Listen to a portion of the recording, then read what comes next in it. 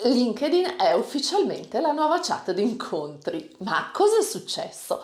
Beh, conosciamo tutti LinkedIn, è il più professionale dei social, nato con nome, cognome, ecco attenzione a questo, in cui si descrivono il proprio lavoro, le proprie competenze, in cui la foto è abbastanza calibrata, niente di scollacciato o sconveniente, e in cui soprattutto più o meno si dice la verità.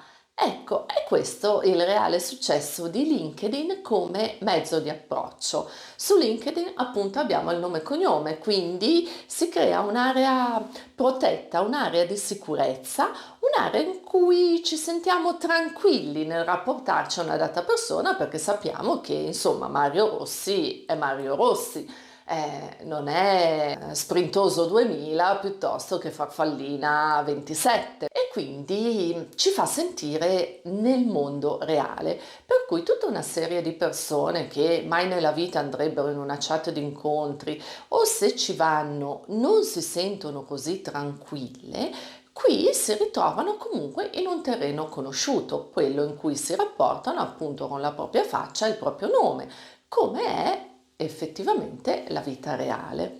Quindi ci dà l'idea già in parte di conoscere chi abbiamo davanti, perché insomma quello è il suo nome, quella è la sua faccia e si presuppone quello è il suo lavoro. Ecco, questo è uno degli altri ganci importanti di LinkedIn rispetto ad altri social. Su LinkedIn tecnicamente si è obbligati a mettere il lavoro che si fa, le competenze, il percorso di studi e quindi da un certo punto di vista abbiamo un pochino un'idea più concreta, più reale di chi abbiamo davanti, se ha studiato a Viterbo, se è stato 10 anni a Londra o piuttosto se qualcuno che noi conosciamo ha confermato le sue competenze. Sì, ok, d'accordo, sono competenze professionali, ci mancherebbe, ma è come se ci venisse psicologicamente presentato da un amico, da un conoscente a una cena di lavoro. Quindi chi abbiamo davanti, che potrebbe anche essere, passatemi il termine, il peggior maniaco di questo mondo, in realtà a noi sembra, tra virgolette, una brava persona.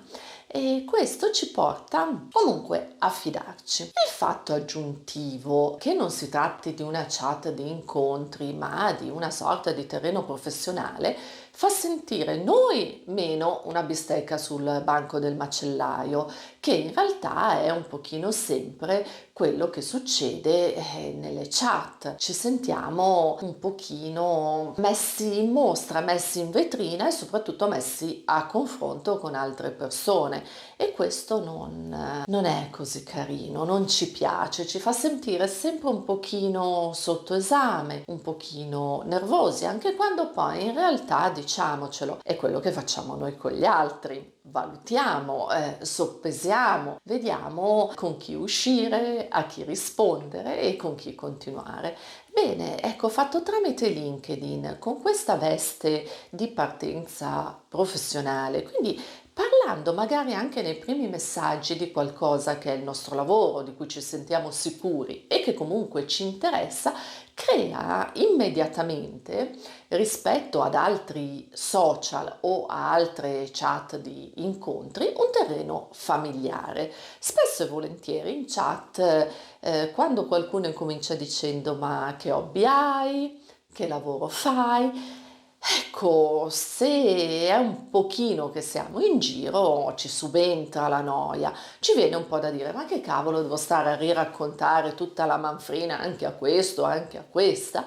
E invece lì, insomma, si parte già con qualcosa di comune, con qualcosa di cui parlare. E da lì, se c'è simpatia, è veramente un attimo che le cose escano da quella che è una situazione un po' più lievemente formale a quella che può essere sicuramente una situazione più amicale e più anche lievemente seduttiva.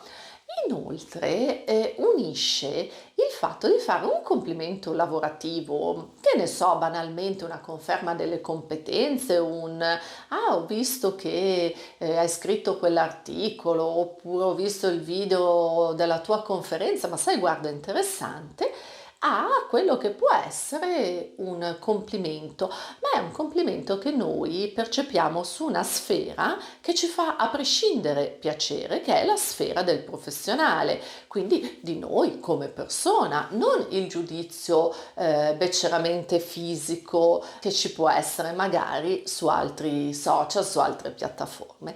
E quindi LinkedIn man mano, siccome chiaramente siamo esseri umani, la voglia di connettersi, di chiacchierare e magari anche di trovare qualcuno è sempre presente da un certo punto di vista, ha portato a un inaspettato successo di quella che in realtà è una piattaforma nata per altre cose. Quindi io direi perché non iniziamo a essere un pelino meno rigidi anche qui?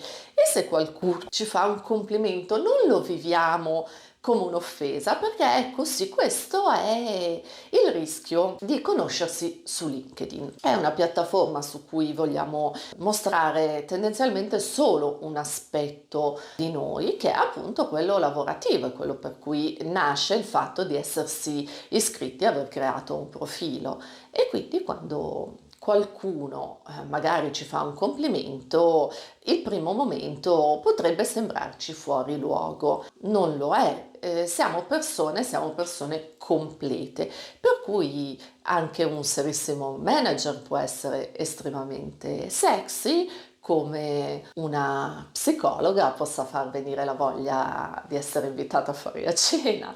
E quindi non siamo appunto rigidi, accogliamo un attimino anche una sfumatura differente di questo social. D'altronde, se ci pensate, Instagram, che è un social nato principalmente per far vedere aspetti della propria vita, per immagini, dove andiamo, cosa facciamo, spesso e volentieri, e non soltanto per il mio ambito che è creativo, quindi ci sta, ma per tanti altri ambiti, è diventato anche un social validissimo per il lavoro. E quindi perché non potrebbe essere quello di qua un po' di là, visto che quello di là è stato un po' di qua. Inoltre trovo che sia arrivato il momento in cui le chat di incontri francamente sono venute un pochino a noia. Sono rigide, sono mal fatte di solito, hanno una messaggistica non comoda, non pratica, non c'è la possibilità di postare alcuni contenuti. Siamo abituati oramai con WhatsApp principalmente che tac tac si manda la foto, il video, il vocale, che è anche un modo molto molto carino. Bene, ecco, LinkedIn queste cose le supporta e ci porta anche ad avere una connessione molto veloce, molto divertente e molto carina con tantissime persone. Poi nulla vieta chiaramente di traslare sul classicissimo WhatsApp e perché no, il famoso ci vediamo per un caffè potrebbe essere il passo successivo. Quindi come sempre un piccolo spunto carino, forse niente di fondamentale, siamo d'accordo, ma un modo per vedere tutto quello che abbiamo intorno in una chiave un pochino più ampia e più amorevole.